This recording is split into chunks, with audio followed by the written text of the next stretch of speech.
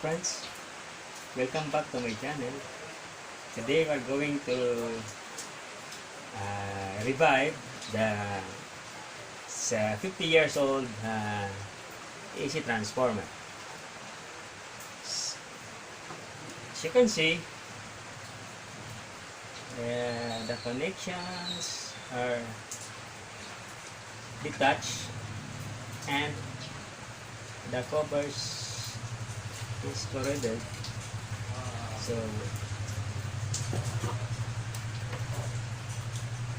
they will measure the resistance of the coil.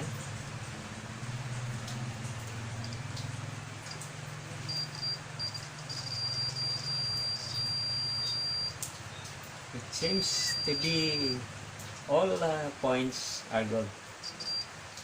So now I am going to connect all the terminals and I will show you later when this test will be completed. And don't forget to subscribe, because the next video I will show you this, how to fix and revive the micropulse automatic voltage regulator. See, I have a lot of tasks lined up and you will learn a lot.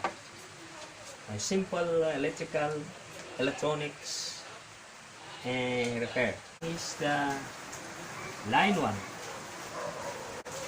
and the other one, this one is the common or 0, which is connected to the secondary, the output, and this one the output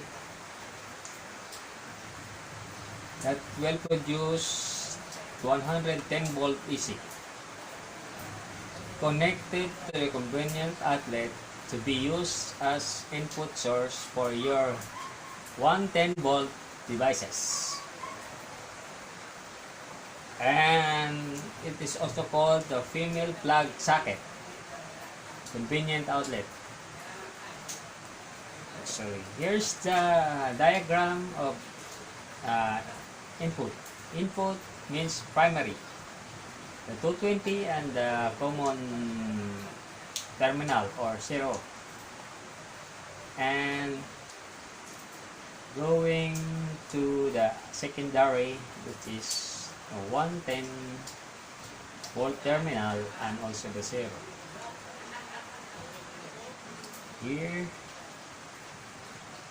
and the resistance of each the terminals, the L1 and L2 is 5.4 ohms. This is for input, and the secondary, which is the output, is 3.0 ohms, and the common terminal.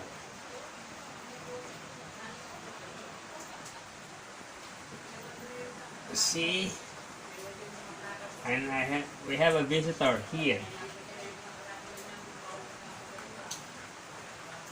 my friendly bat. So let's recap. Eyes on the prize. Here's the terminal again. The bottom one is the common one, the common terminal, connected to the female output and the 110 output socket, and this one is the 220 volt input. So this transformer comprised with 3 links. This one, the other one, and the bottom one. I'm going to reassemble this and I will show you the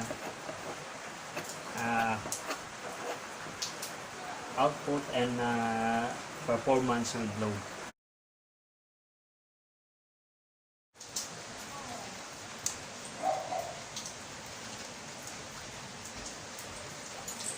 Now we're going to check the outcome of our test. I'm going to plug in the transformer. See, I have a source of 225 volt DC that is coming from the wall outlet. Now this is the power cord of the transformer input. I'm going to plug in here, and I'm going to check the output.